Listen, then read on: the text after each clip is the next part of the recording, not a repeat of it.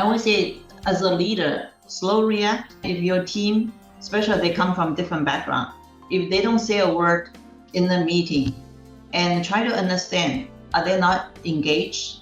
Or are they just respect authority? The leader, we have to really know our people. We don't take what's on the tip of the iceberg, make assumption what's underneath the iceberg. As our world becomes increasingly connected, we're working with teams that span continents, cultures, and contexts.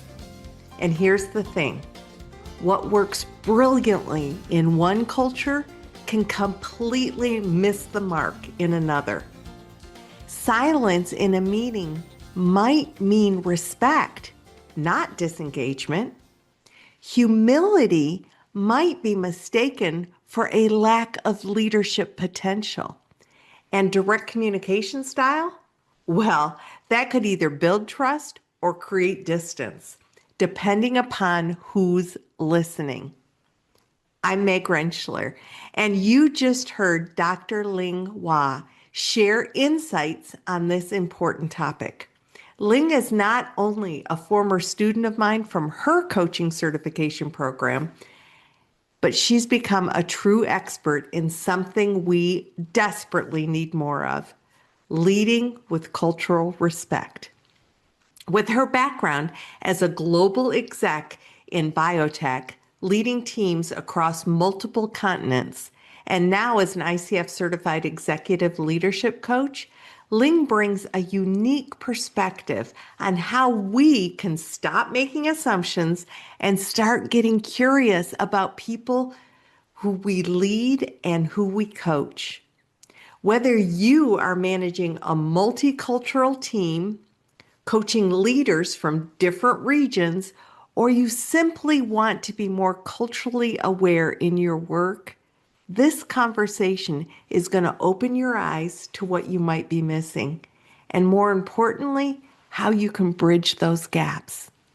Then our conversation is going to continue for the Star Coach community, where we explore specific challenges that Ling sees women leaders and Asian professionals face, and how to help mitigate those challenges when we coach. Explore everything about the community and the Star Coach Show at starcoachshow.com. And be sure to sign up for the upcoming free 5-day challenge that's going to clear the cobwebs and create momentum forward and upward in wherever you are in your business. Be sure to go to starcoachshow.com to explore the free 5-day challenge. Okay, now it's time to lead with cultural respect. Let's get started. Dr. Ling Hua, welcome to the Star Coach Show. Thank you, Meg. It's delightful to have you here. We are going to be talking about such an important topic, especially as the world gets smaller, right? And more global. How do we lead with cultural respect and adjusting to culture? So we're going to be diving into that. And I'm going to tell people more about you in just a minute. I do want to welcome everyone to the Star Coach Show and let you know that we have a new episode that comes out every Wednesday. So be sure to subscribe wherever you listen so that you never miss a moment on our YouTube channel at Star Coach Show. We have shorts, we have extra tips. So head on over to YouTube and subscribe so that you never miss a moment. Now, let me tell you about this wonderful lady that is here with us today. I actually had the honor of being your instructor when you went through the coaching program to get your coach certification. I think that when we talked about all the different things that you could focus on, we really landed on this concept of culture because the world is getting smaller and we have teams that are filled with different cultural backgrounds. And we know as coaches that what's important is to look through the client's model of the world and not our own, try to impose our model of the world on our clients. Well, as leaders, it's not that different, is it, Ling? I mean, we want to be able to understand our employees' model of the world and the way that they're looking at things. You have a background as a global executive in biotech, leading teams across industries and regions. And now you're an ICF certified executive leadership coach. So, what a great marriage to bring those together and to talk about this today. You have experience in multiple levels. And currently, as a coach, you're focusing on empowering women leaders, Asian American professionals, and biotech execs to overcome those challenges and be able to unlock full potential, aligning close with all the things that are important to our listeners. So, what a beautiful topic to bring forward. And we're going to start today with this concept of leading with cultural respect. And what does that mean to you personally as we enter into this talk today? First, let me thank you, Meg, for having me on this show. And I also want to thank you as my coaching instructor. I learned a great deal from you. Oh, thank you. And being listening a lot of star coaching show, that's why it feels such an honor for me to be on this show. So I will try to share my personal view on the cultural respect, both as a leader and as a coach. I Love learned a that. great deal during the coaching training. Oftentimes, the core competencies, the safety and trust, invoke awareness, it's all based on client's context. And when I learned that aspect, it really spoke dearly to my heart. In living and working in 3 different continents, and the people with different ethnicity, different background, we all have different context.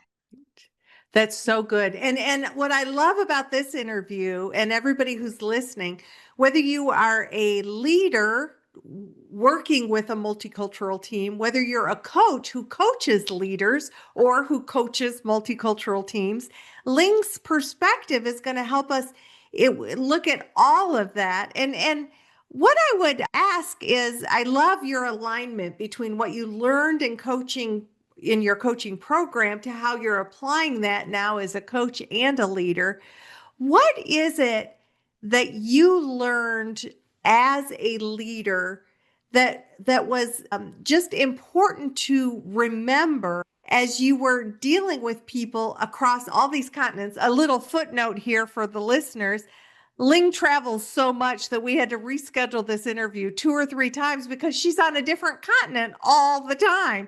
So she's definitely the person that we need to be listening to about how does, what have you learned that's important to just be aware of in regard to different cultures? Yeah, in general, their language is high context driven, and some language are low context driven. And especially most, I would say many parts of the world are in a high context driven. High context means when people speak, they don't really spell out everything. It's more nuanced, indirect, and layered. Also here, like when we learn in coaching, listening, 3-level listening. And because a lot of time in those high context culture, it's more non-verbal cue. You have to look at people's face expression and then their body language, reading between lines.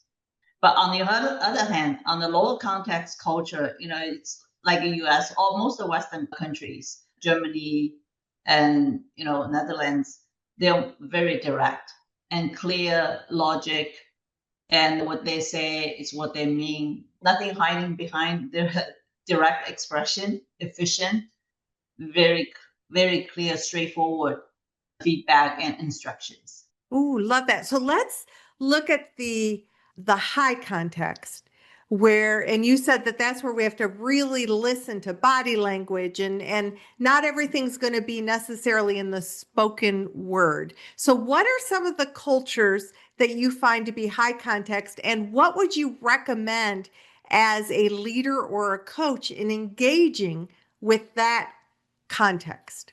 So for high context culture or country, most Asian countries like China, Japan, Korean, and then even some Latin American and part of Africa as well. In those countries, Sometimes like use China as example. People were brought up with a respect authority. Sometimes the silence in the meeting doesn't mean people are not engaged. They might just respect elderly or seniority. They don't speak up in public. Okay. So it's important to understand the respect, the overall, the messages. So how would you, so you're coming in and you're seeing that people are responding a particular way. How does that influence the way that you would lead them? Yeah, obviously we cannot stereotype, like overgeneralize the cultural stereotype. And there's people in the high context culture, or like people brought up, but me, like brought up in high context culture. It can be still very direct. So you have to understand where they come from, what's their culture, and what's their personality, maybe even more helpful. Okay.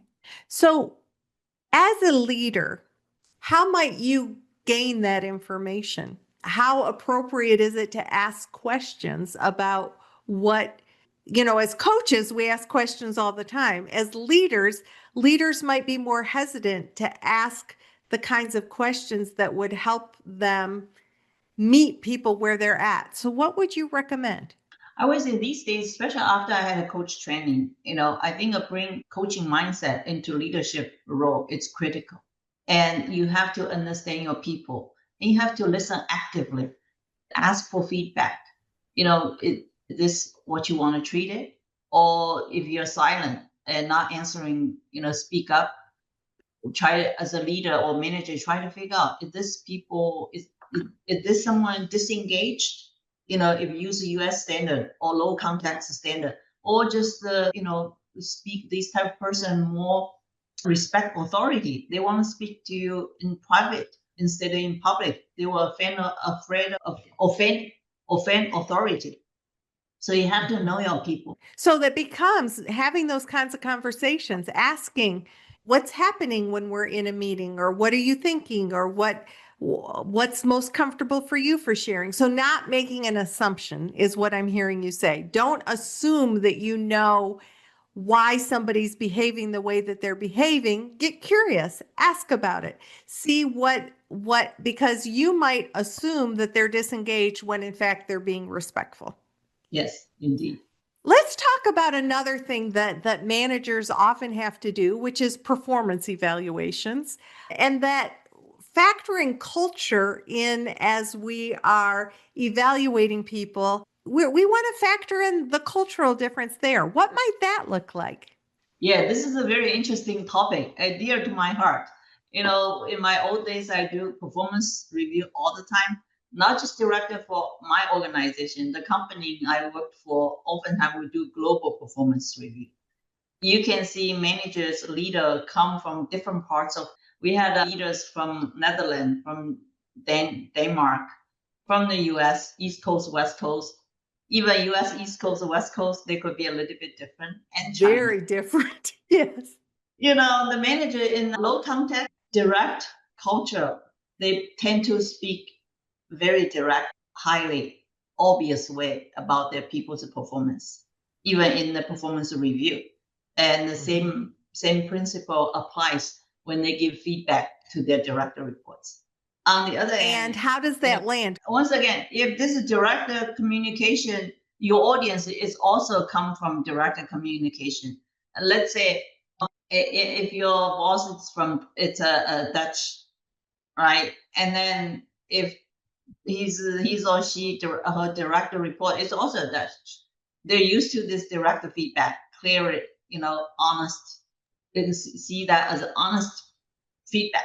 But if this people in Netherlands or Germany, they have a direct report in Asia, Japan or China.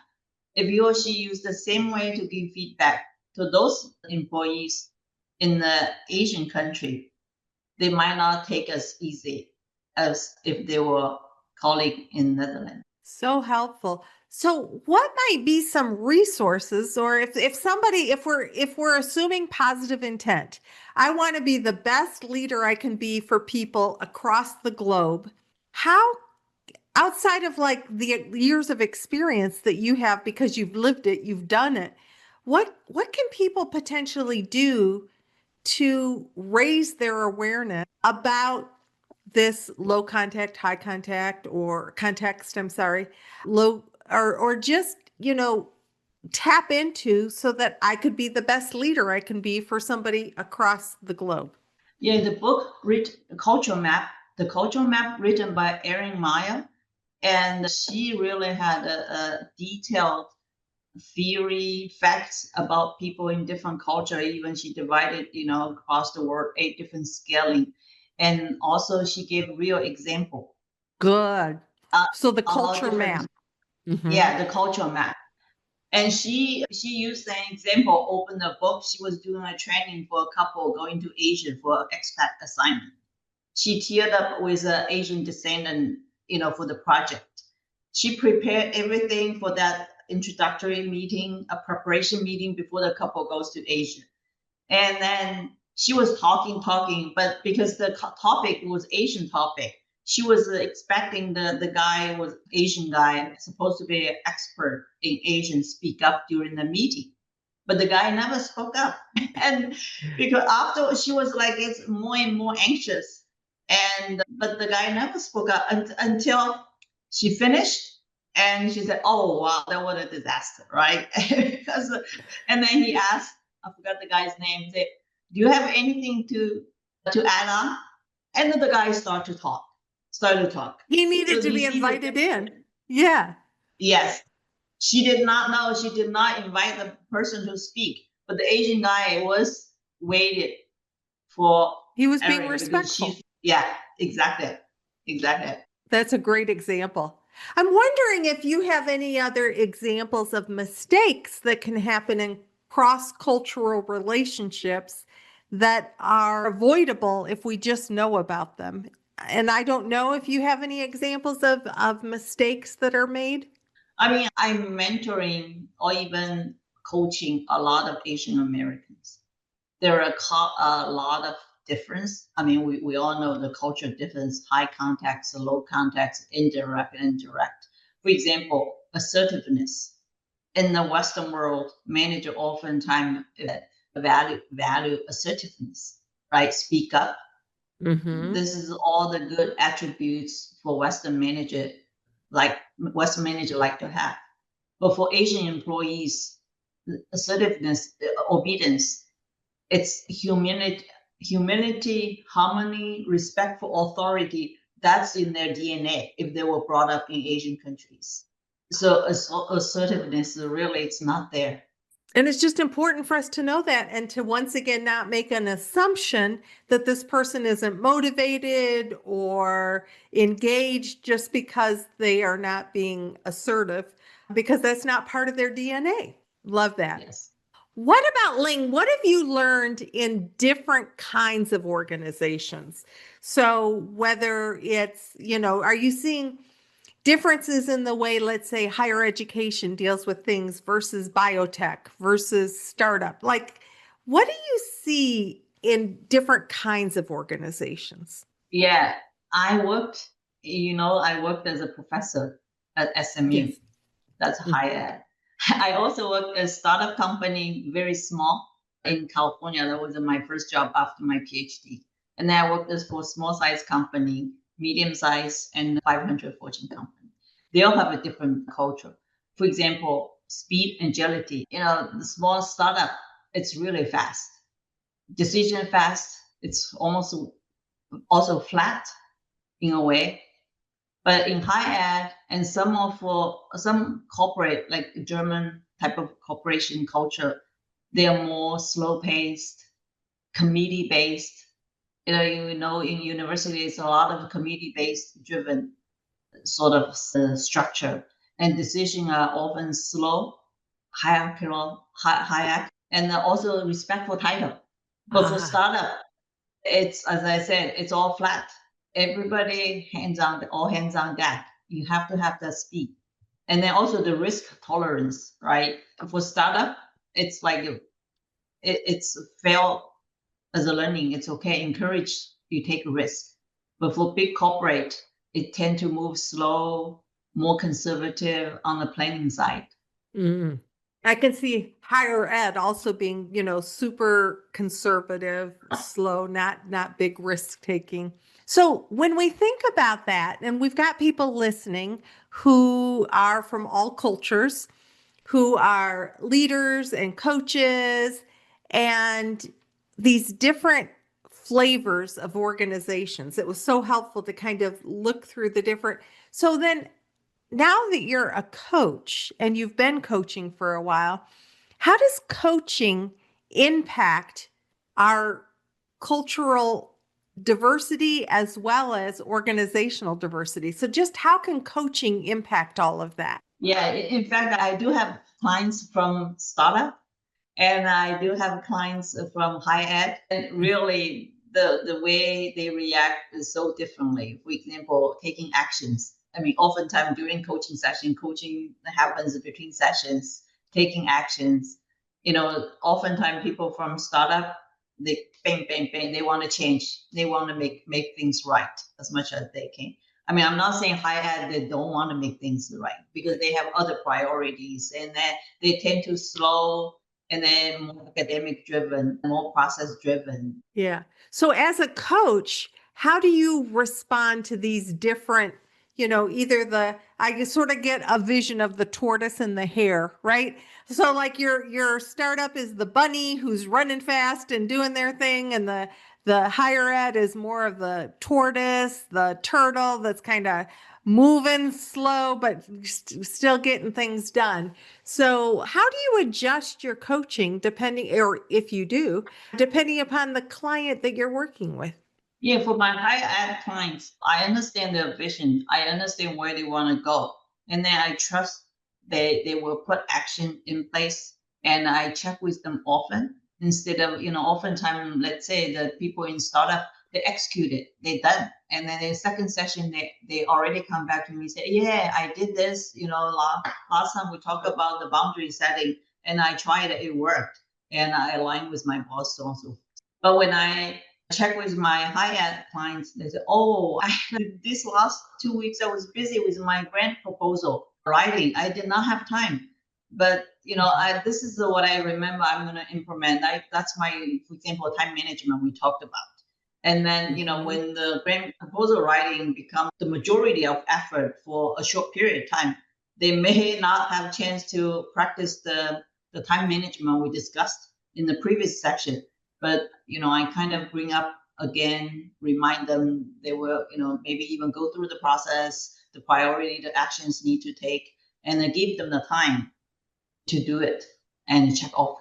So good. So we need to kind of be able to meet our clients where they're at, understand that there are differences both in organizational demands as well as not assuming what our clients' behaviors mean. We want to be able to factor in the lens they're looking through based upon their culture as well. So this isn't 1800. This is 2025.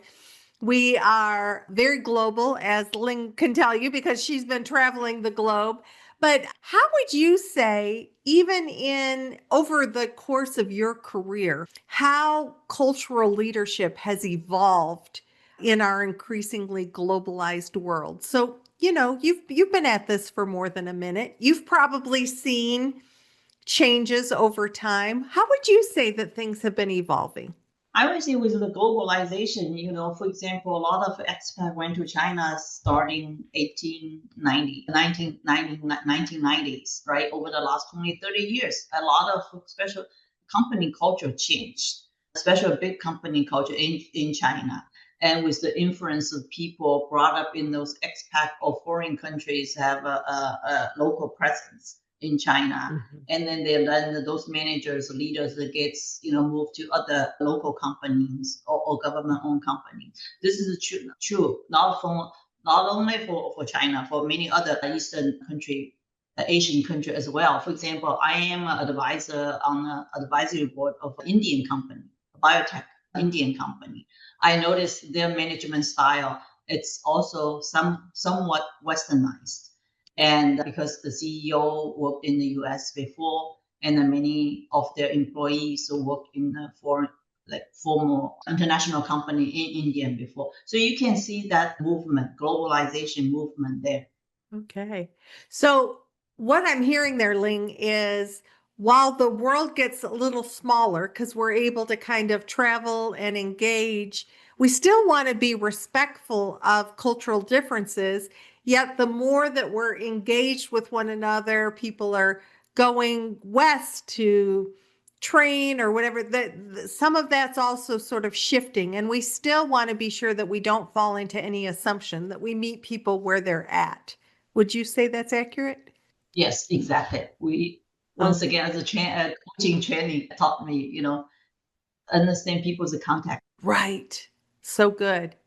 So what have we left on the table that's kind of important or maybe even, fun to explore regarding adjusting to culture, respecting culture? I always say, as a leader, slow react. If your team, especially they come from different background, if they don't say a word in the meeting, and try to understand, are they not engaged, and or are they just respect authority? Because when I coaching a lot of Asian Americans, their struggle is because they don't speak up. They don't speak up enough because they don't have ideas. They do have idea. They just respect authority. That's what happens. What I guess when they brought up. But here, oftentimes they was seen or perceived as no leadership potential because they don't speak up. They're not assertive. So as a leader, what do you want the leaders to do? The leader, we have to really know our people. We don't take the what's on the tip of the iceberg, make assumption what's underneath the iceberg. Mm. Once again, that theme again and again, let's not assume, ask, get curious, the very things that we do as coaches. One of the other things that might be fun to look at, might not, I just am curious, we and a lot of us these days are on camera and not as much in person, but I would think that dress or the way that we're showing up physically could also influence depending upon culture. What should we know about when it comes to in-person meetings or even our dress and our presentation depending upon our different cultures? Yeah, I mean, obviously, different culture has different. Even once again in the U.S., I worked a West Coast company and East Coast company. When I worked in West Coast company, it was a more casual. Business casual means a woman can have, very casual, not very casual. A skirt, a browser, maybe it's good enough. But in the more East Coast company, when I just moved there, my West Coast, because I always dress up sometimes in the meeting with a suit. And my colleague from West Coast, they laugh at me. They said, "Hey, Ling, don't you have a pair of jeans?" So I told them I have to adapt into this culture. You have to blend in, right? In order for people to take you seriously, you have to blend in, whatever it is. Also, same thing is true when I just moved into Germany, and then because when I just landed into my job, there was a lot of meetings here, and then suddenly I noticed people all dressing in suits. And later I learned when I had more time. I say only management dressing suit, but not people in the lab benches. They still dress casual. So this is a different company even. And then one of my colleagues even told me, he said, now in Germany, now we're already going to more casual. Previously for men it was all tie, considered going to work. Yeah, and I think that just in general, things have shifted over time. I remember when my husband, because my husband and I are not young, so it would have been like 40 years ago when he first went into his first corporate job, and it was wingtip shoes and suits and ties and always just pristine. And just even over the course of the time that he was at that same organization, because I think he worked at that organization for, let's say, at least 20, 25 years, even their dress code began to sort of shift away from being so buttoned up. So I think that we want to be sure that we don't make an assumption about, what different cultures are. If you're going to work within a company, ladies and gentlemen, if you're being hired as a coach, know what their culture, what their dress culture is, whether they're in West Coast, East Coast, Asia, Africa, Europe, wherever they are, know what their so that you're presenting appropriately. Never make an assumption, even around something as simple as dress code. Well, Ling, we're getting close to the end of our time together today, and I just want to be sure that we didn't leave anything on the table that you wanted to share today about this topic. I think we've covered almost everything. Once again, if people want to know more detail, I encourage you to read Ari's book.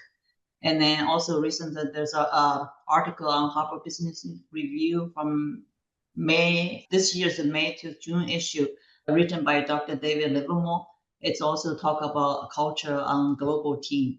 So good. Thank you for bringing this perspective to us. If people want to get in touch with you, what's the best way for them to do that?